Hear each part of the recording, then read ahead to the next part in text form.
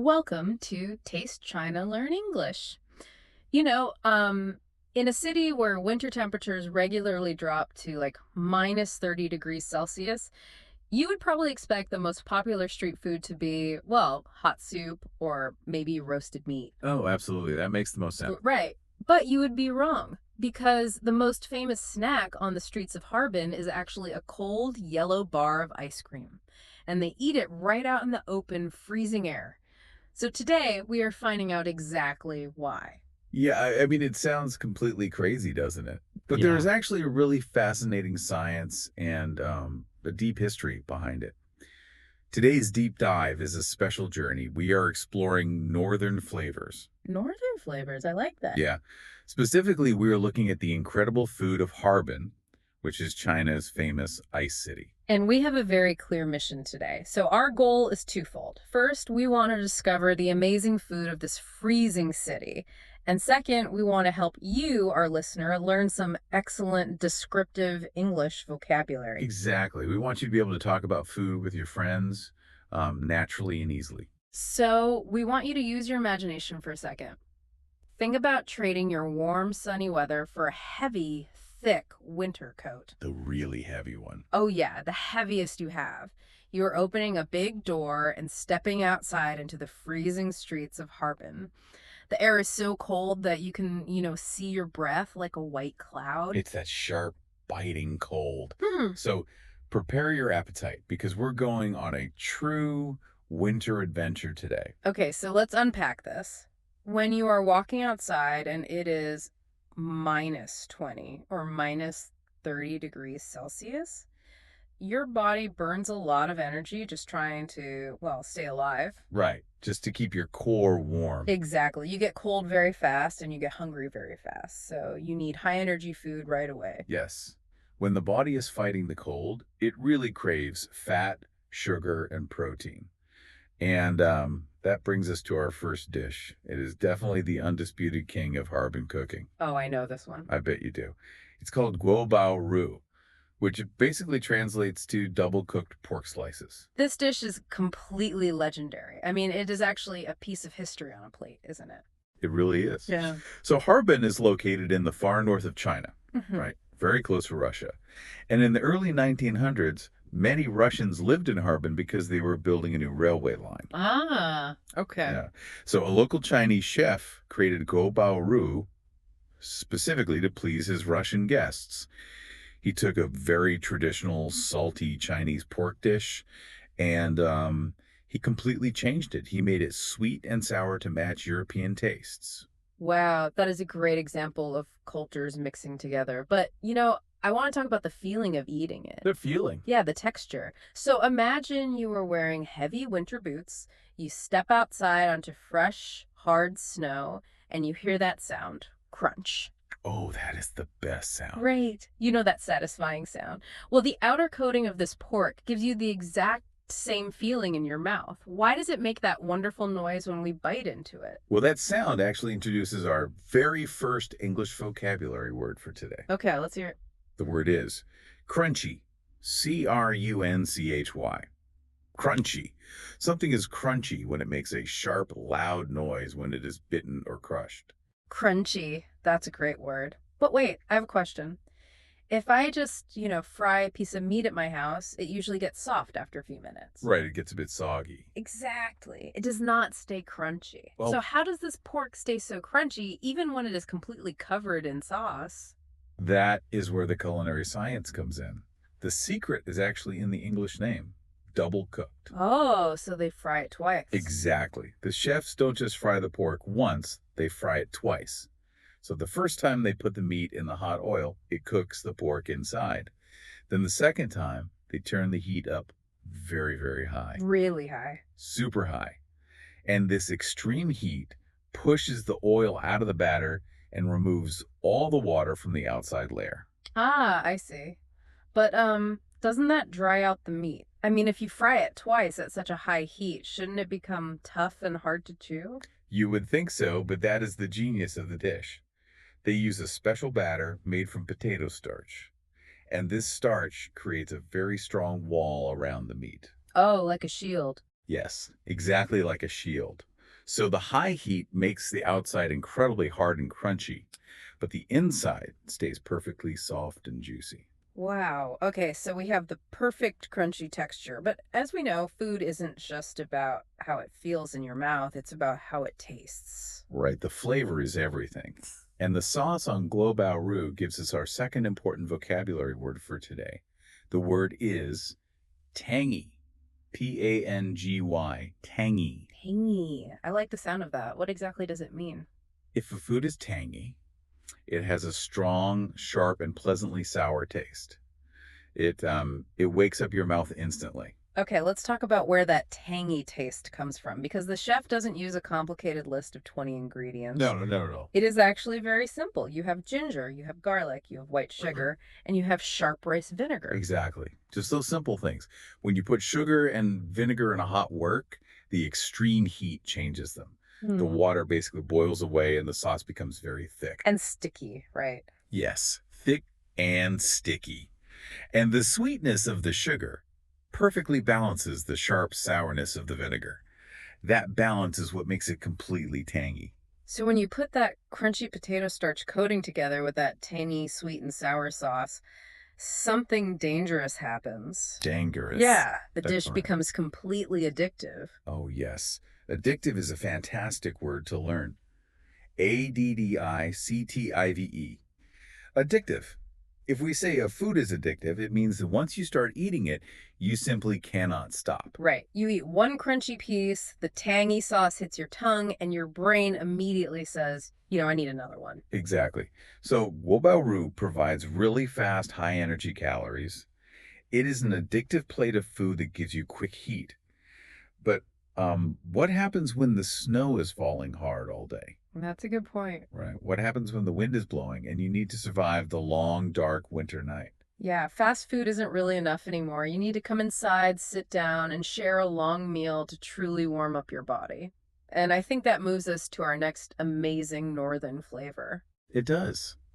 We are talking about Tai Guodan. In English, this translates to iron pot stew. Iron pot stew. Sounds heavy. It is. This dish actually comes from the indigenous Manchu people of the region. So, hundreds of years ago, they needed a way to cook a whole meal in one pot over a fire just to survive the extreme cold. And the amazing thing is, when you walk into a Thai Guadun restaurant in Harbin today, it still feels like an old winter survival camp. It really does. It has a great atmosphere. Right. Just imagine this scene. A group of friends sits down, but they aren't sitting at a normal wooden table. They are sitting around a giant brick stove. And the stove is built right into the middle of the table. And inside that brick stove, a real wood fire is burning.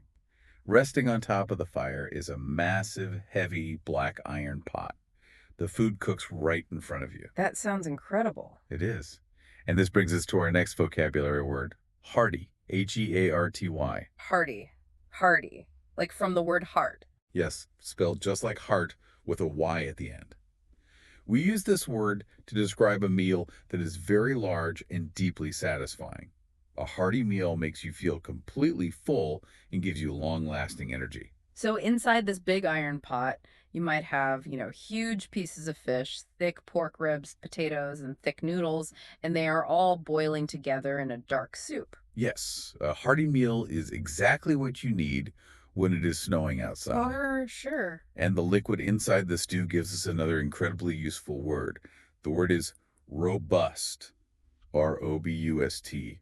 Robust. Robust. So how do we use that word? We use the word robust to describe a soup or even coffee or wine that is strong and full of deep, powerful flavor. It is the exact opposite of watery or weak. So why is the flavor of this stew so robust? Well, because it cooks slowly over the wood fire for a very long time.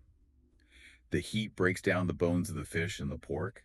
The fat melts into the soup. Oh, wow. Yeah, and the heavy iron pot holds the heat perfectly, allowing all those different flavors to mix together into one robust liquid. Okay, here is where it gets really interesting to me. I want to talk about the bread. The bread is the best part. Because when they cook this stew, they don't bake bread in a separate oven.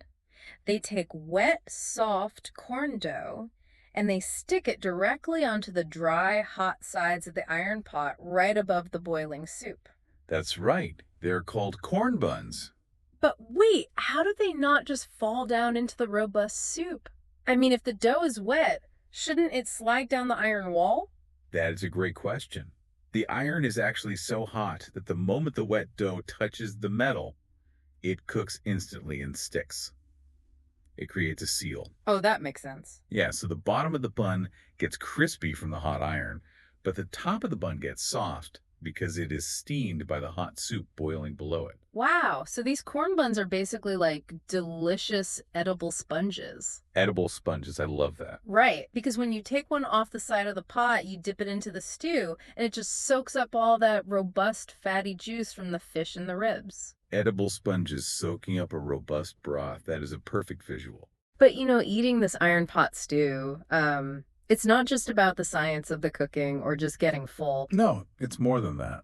Yeah, when I picture this, it feels like an emotional experience. You are sitting around a real fire, the windows are covered in ice, you are with people you care about, escaping the freezing winter together. It feels safe. You are touching on a very important cultural idea here. This isn't just dinner. It is what we call, in English, comfort food. Comfort food, 2 words. Yes. Comfort food is food that provides a feeling of well-being. It literally warms your soul, not just your stomach. I see. Often, comfort food reminds you of home or, reminds you of your childhood. Tai Guodan is the ultimate comfort food for people in Harbin. Comfort food. I think everyone, no matter where they live in the world, has their own kind of comfort food. It is the food you want when you feel tired or cold or sad. Absolutely. So let's look at where we are in our journey today. We have warmed up our bodies with an addictive, tangy plate of guobao roux, and we have sat by a giant fire and eaten a hearty, robust iron pot stew. We are completely warm and full. So what do you think the local people of Harbin do to finish their night? Well, honestly, if I just ate a massive comfort food stew by a fire, I would want to stay near that fire and drink hot tea. I would not want to move. You would think so. But the locals actually do something very surprising. They step back outside onto the freezing cobblestone streets and they embrace the extreme cold. Hang on. They just ate a huge hot stew to survive the cold, and now they're going back out into -30 degree weather. Yep. To do what? To eat ice cream. Specifically, the famous Madeir ice cream, which is also known as modern ice cream, on Central Street. Okay, that makes zero sense. Eating ice cream when it is literally freezing outside, I mean, wouldn't it just be a block of solid ice? It sounds like it should be. Yeah, if the air is -30 degrees, the ice cream should be as hard as a rock. You would break your teeth trying to bite it. It really seems like it should be solid ice. Yeah. But this raises a wonderful paradox. The ice cream does not freeze into a hard rock. And the reason why brings us to our next descriptive word, velvety. Velvety. Velvety. Velvet, you mean like the fabric, like a velvet jacket. Exactly like the fabric. Velvet is a cloth that is incredibly smooth, thick, and soft to touch. So when we say a food is velvety, we mean the texture in your mouth is perfectly smooth, rich, and soft. It melts slowly and evenly. Okay, I understand the word, but I really don't understand the science. How does it stay velvety in the freezing cold? Why doesn't the water in the ice cream freeze into sharp, hard ice crystals? Well, it is all about the ingredients. Madeira ice cream has an unusually high milk fat content. Milk fat. Right. It is full of rich dairy and has very little water. And fat does not freeze the same way water does. Water turns into sharp ice. Fat turns into a smooth solid. Oh, okay, that makes sense. So the fat actually protects it from freezing too hard. Yes, exactly. Also, they don't use typical modern stabilizers. What are stabilizers? Stabilizers are chemicals that many factories add to ice cream to keep the water and fat mixed together. But sometimes, stabilizers can make ice cream feel sticky or gummy. Oh, I hate that gummy feeling. Right, because Midier uses pure, high-quality milk and absolutely no artificial stabilizers. The ice cream stays soft, rich, and velvety, even in the harsh winter air. That is fascinating. I never really thought about how fat and water react differently to the cold. So you are walking down a beautiful, snowy, European-style street in Harbin, holding a velvety sweet ice cream bar. Yes. And the funny thing is, it never melts because the entire city is a giant freezer. Exactly. You don't have to eat it fast. You can enjoy the velvety texture slowly while you walk. This ice cream was actually originally introduced by a Jewish Russian businessman over 100 years ago. Over 100 years ago. Yeah. And because it has been made this exact same way for so long and the quality has always stayed perfectly high, we call this ice cream a true classic. A classic. Classic. Classic. That's a great word. Yes, a classic is a perfect example of something. It is something that has been judged over a long period of time to be of the highest quality. So it survives the test of time. Exactly. Like a classic car, a classic movie, or in this case, a classic ice cream. A classic velvety ice cream in the city of ice. What an amazing way to end a meal. We have covered some incredible history, science, and flavors today. We really have. Yeah. But before we pack up our heavy winter coats and leave Harbin, let's do a quick, friendly review. Sounds good. We want to warm up your new English vocabulary and make sure these words stay fresh in your memory. That is a great idea. Let's recap the words we learned today and we can connect them back to the science and the feelings we just discussed. Let's go nice and slow. Okay, first word, crunchy. Remember the double frying science. The high heat pushes the oil out, making the potato starch hard. Crunchy is the sharp sound of that first bite of guobao roux. Next is tangy. Think of the sharp, sweet, and sour reaction when you cook sugar and rice vinegar together in a hot wok. It is a strong, pleasant flavor that wakes you up. Tangy. Perfect. And when you combine crunchy and tangy, the food becomes addictive. Addictive. Yes, it is so good, your brain tells you that you cannot stop eating it. Addictive. Then we moved to the dark winter and we learned hearty. Think of sitting by the fire with the iron pot stew. A large, warm meal that fills your stomach and gives you long-lasting energy. Hearty. Inside that hearty stew is a liquid we described as robust. Think of the deep, strong flavor of the fish and pork bones cooking slowly for hours until they melt into the soup. Robust. And eating that robust soup with friends by a fire is the perfect example of comfort food. Food that makes you feel safe, warm, and happy. Comfort food. Then we walked outside into the snow and learned velvety. The smooth, soft texture of ice cream that is full of milk fat instead of water. Velvety. And finally, because that velvety ice cream has been famous for over 100 years, it is a true classic. Excellent review. Thank you. You know, if we connect all of this to the bigger picture, I want to leave you, our listener, with a final thought to think about today. Okay, what is it? Think about how extreme environments, like the freezing minus 30-degree cold of Harbin, actually force humans to create the most memorable food. Oh, that's true. I mean, if it wasn't so cold, they wouldn't even need the hearty stew. Exactly. Food isn't just fuel to keep our bodies walking. It is a way humans adapt to their environment. The cold created the need for high-energy double-fried pork. The cold created the need for a giant iron pot on a brick stove. Yeah, food is really a way we celebrate where we live. That is a beautiful way to look at it. Survival turns into art. So we have a question for you to think about after you finish this deep dive. What is the ultimate comfort food in your hometown? Oh, that's a great question. Right. And how does your local weather, whether it is rainy, sunny, or snowy, make that specific food taste even better? I love that. Food and weather are just so deeply connected. Think about your answer. Well, it is time for us to go. Grab your down jacket and your chopsticks. We will see you in the snow. Stay warm out there, everyone. And before you go, please make sure to hit the like button on this video and post. If you enjoyed our journey to Harbin today, share it with your friends who are learning English or friends who simply love discovering new food. And don't forget to subscribe to our channel for more delicious deep dives into language and culture. Thank you for listening to Taste China, Learn English.